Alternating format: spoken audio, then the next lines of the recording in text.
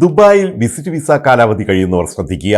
മറ്റു രാജ്യങ്ങളിലെ വിമാനത്താവളത്തിലെത്തി പുതുക്കിയ വിസയുമായി അന്ന് തന്നെ ദുബായിൽ മടങ്ങിയെത്തുന്ന പഴയ ഏർപ്പാട് ഇനി നടപ്പില്ല. ദുബായ് ഒഴിച്ച് യുഎഇയിലെ മറ്റ് എമിറേറ്റുകളിൽ നിന്നുള്ളവർക്ക് നിലവിൽ ഈ സൗകര്യം ലഭ്യമാണ്. ദുബായിലെ പുതിയ വിസ നയത്തിലാണ് ഈ സൗകര്യം താൽക്കാലികമായി നിർത്തിവച്ചിരിക്കുന്നത്. സന്ദർശക വിസ കാലാവധി കഴിഞ്ഞ് വിസ പുതുക്കാൻ ഇനി 30 ദിവസത്തെ ഇടവേളയും വേണ്ടിവരും. അതേസമയം രാജ്യം വിടാതെ തന്നെ 2 തവണ വിസ പുതുക്കാനുള്ള അവസരം ഇപ്പോഴും ദുബായിലുണ്ട്. യുഎഇയിൽ ഡിസംബർ മാസത്തെ പെട്രോൾ ഡീസൽ വില പ്രഖ്യാപിച്ചു. പെട്രോൾ വിലയിൽ ഇടിവ്, ഡീസൽ വിലയിൽ നേരിയ വർധന. പുതുക്കിയ നിരക്കനുസരിച്ച് സൂപ്പർ 98 പെട്രോൾ ലിറ്ററിന് 2 ദിർഹം 61 പിൽസാണ്. ഈ മാസം അത് 2 ദിർഹം 74 പിൽസായിരുന്നു. സ്പെഷ്യൽ 95 പെട്രോളിന് കഴിഞ്ഞ മാസം ലിറ്ററിന് 2 ദിർഹം 63 പിൽസായിരുന്നു. ഇത്തവണ അത് 2 ദിർഹം 50 പിൽസായി കുറഞ്ഞിട്ടുണ്ട്. E+ കാറ്റഗറി പെട്രോൾ ലിറ്ററിന് 2 ദിർഹം 55 പിൽസായിരുന്നത് ഇനി മുതൽ 2 ദിർഹം 43 പിൽസിന് ലഭിക്കും. അതേസമയം ഡീസലിന് നേരിയ വില വർധനയുണ്ട്. ഇപ്പോൾ ലിറ്ററിന് 2 ദിർഹം 68 പിൽസിന് ലഭിക്കുന്ന ഡീസലിന് ഇനി മുതൽ 2 ദിർഹം 67 പിൽസായിരിക്കും നിരക്ക്. പ്രതീക്ഷിച്ച തണുപ്പെത്തി. യുഎഇയിൽ പരക്കെ തണുത്ത കാലാവസ്ഥ. ഇന്ന് പുലർച്ചെ 3:30 റാസർ ഖൈമയിലെ ജബൽ ജയ്സിൽ 7 ഡിഗ്രി സെൽഷ്യസ് ആണ് താപനില രേഖപ്പെടുത്തിയത്.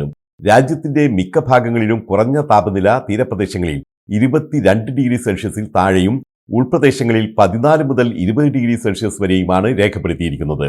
കടലിൽ ശക്തമായ കാറ്റും കരയിൽ ചിലയിടങ്ങളിൽ പൊടിക്കാറ്റും വീശാൻ സാധ്യതയുണ്ടെന്നാണ് കാലാവസ്ഥാ കേന്ദ്രത്തിന്റെ റിപ്പോർട്ട് വ്യക്തമാക്കുന്നത്. ഇനിയുള്ള ദിവസങ്ങളിലും തണുപ്പ് തുടരാനാണ് സാധ്യത.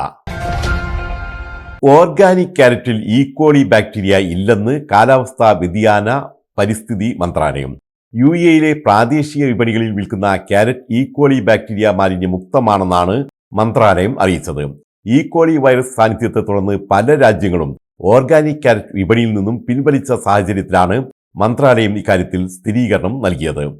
വിപണിയിലെ ഭക്ഷണത്തിന്റെ സുരക്ഷയും ഗുണനിലവാരവും ഉറപ്പാക്കാനും എല്ലാ ആരോഗ്യ സാങ്കേതിക മാനദണ്ഡങ്ങളും പാലിക്കാനും മന്ത്രാലയം പ്രതിജ്ഞാബദ്ധമാണെന്നും അധികൃതർ അറിയിച്ചു. സൗദി അറേബ്യയിലെ അബഹ അൽനമാസിൽ മലയാളി പുക ശ്വസിച്ച് മരിച്ചു. തണുപ്പകറ്റാൻ റൂമിൽ വിറക് കത്തിച്ചതിനെ തുടർന്നുണ്ടായ പുക ശ്വസിച്ചാണ് വയനാട് പാപ്ലശ്ശേരി സ്വദേശി തുക്കക്കുടിയിൽ അസൈനാർ മരിച്ചത്. 45 വയസ്സായിരുന്നു.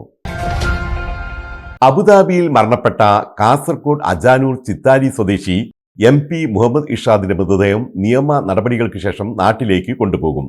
36 വയസ്സായിരുന്നു. പിതാവ് അബ്ദുൽ ഖാദർ മത്ത് അബുദാബിയിൽ പലചരക്ക് കട നടത്തുന്ന ഇഷാദ് കുഴഞ്ഞു വീണ് മരിക്കുകയായിരുന്നു. ഒരാഴ്ച മുമ്പത്തെ മാതാവിന്റെ മരണത്തിൽ ഏറെ ദുഃഖിതനായിരുന്നു ഇഷാദ്.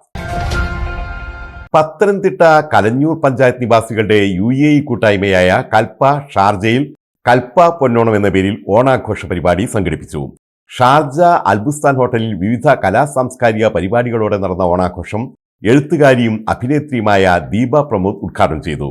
ചടങ്ങിൽ സാഹിത്യപ്രവർത്തക ലേഖ ബിജുവിനെ ആദരിച്ചു.